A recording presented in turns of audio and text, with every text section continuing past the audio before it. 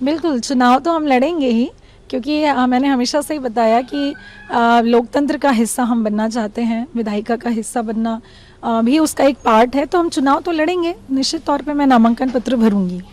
लेकिन जब आपने इस्तीफा दिया था तब आपने वजह कुछ और बताई थी, क्या उसी समय तय कर लिया था कि आपको चुनाव लड़ना है, या फिर क्या स्थिति हुई कि आप? मैंने पहले ही बहुत विस्तार से बताया कि मैंने जिस समय इस्तीफा दिया था उस समय मैंने कारण लिख के दिए थे कि मुझे मेरे मकान के उद्घाटन में जाने की अनुमति नहीं दी जा रही थी।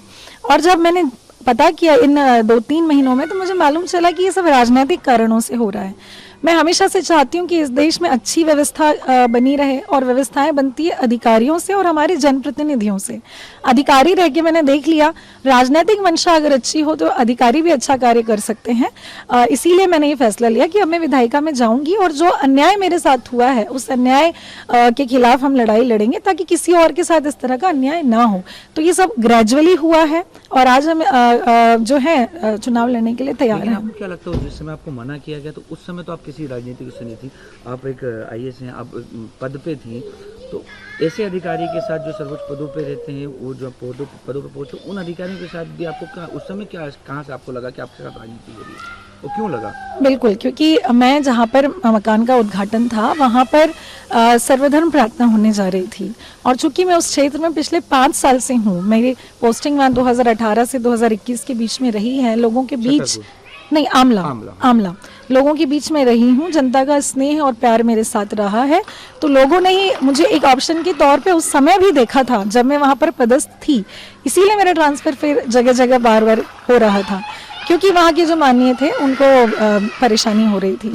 तो यही कारण रहा था, लोगों ने तो उसी समय से एक जनप्रतिनिधि के रूप में मुझे चाहा था, लेकिन मैं उस निर्णय तक नहीं पहुंच पा रही थी, क्योंकि मेरा कोई पारिवारिक बैकग्राउंड नहीं है इस तरह का। मैं सीख कर ही आगे बढ़ रही हूँ, पढ़ लिख कर के अधिकारी बने। अधिकारी रहते हुए मैंने देखा कि जिस स्वतंत्रता के साथ मैं काम करना चाह रही हूँ मुझे वो नहीं मिल पा रही है।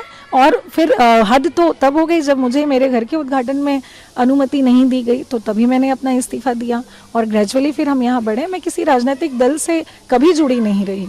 जी, प्रशासनिक कार्यों में आपने बोला कि स्वतंत्रता नहीं मिली, तो किस तरीके की आपको दिक्कत आ रही है, क्या कुछ हुआ था आपके साथ जो आप कह रही हैं कि स्वतंत्रता नहीं मिली अधिकारी को? वही तो बता रही हूँ, जो मेरे मकान का उद्घाटन था जिसमें सर्वधर्म प्रार्थना थी, कोई एंटी नेशनल काम नहीं था, वो एक सर्वधर्म प्रार्थना थी जिसमें सभी धर्मों के धर्मगुरु आए भी थे, उन्होंने आशीर्वाद भी दिया था।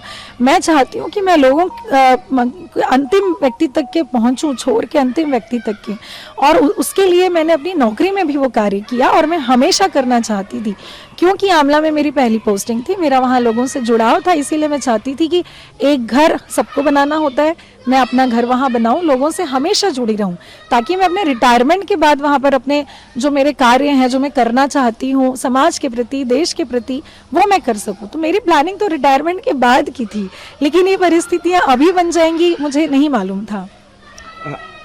किसी पार्टी से आपकी बातचीत हुई कि कांग्रेस ने कुछ लंबे समय तक आपके लिए सीट रोक के रखी थी, कि अंदर कांग्रेस की बात हुई, अमला की सीट रोक रखी थी? देखिए, जब मैं ये संघर्ष कर रही थी तब कांग्रेस ने मुझे साथ देने की बात करी। जब मेरी गिरफ्तारी हुई तब भी कांग्रेस के नेता मेरे साथ थे, और उन्होंने फिर मुझे आश्वासन दिया था कि हम अंतिम के 2 दिन तक इंतज़ार करेंगे आपके इस्तीफे का। तो आज मैं कमलनाथ जी से मिलना चाहती हूँ, उनसे पूछना चाहूँगी कि आपकी तरफ से ये मैसेज था मेरे पास में, तो अब आप बताइए आपका क्या स्टैंड है, क्योंकि मेरा इस्तीफा हो चुका है। आज मैं स्वतंत्र हूँ जनता की लड़ाई लड़ने के लिए, तो मैं तो अपनी लड़ाई जारी रखूँगी, लेकिन आपने जो प्रॉमिस किया था उसके बारे में मैं जानना चाहती हूँ।